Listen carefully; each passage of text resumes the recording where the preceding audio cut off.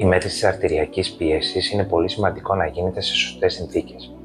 Το πιο σημαντικό είναι να μην γίνεται σε συνθήκη ιατρείου, γι' αυτό το λόγο υπάρχει και ο όρος πίεση ιατρείου.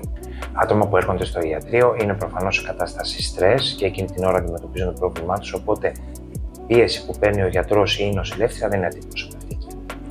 Η αντιπροσωπευτική τιμή της πίεσης είναι αυτή που κάνουμε στο σπίτι στις καθημερινές μας μετρήσεις. Η πίεση πρέπει να μετριέται πάντα με ειδικό πιεσόμετρο, το οποίο είναι εγκεκριμένο από τις αντίστοιχες εταιρείες, είτε την ελληνική υπερτασιολογική είτε τις ευρωπαϊκές υπερτασιολογικές εταιρείες.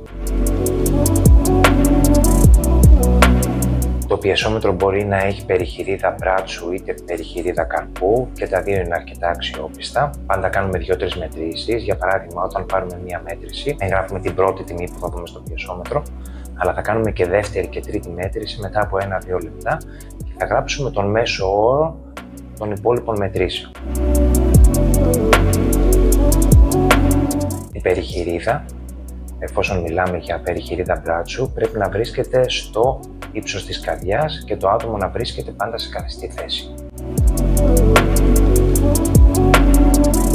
Είναι σημαντικό για 15-20 λεπτά να μην έχουμε κάνει κάποια έντονη σωματική δραστηριότητα, να μην έχουμε πιει καφέ, αναψυκτικά, αλκοόλ και να μην έχουμε καπνίσει.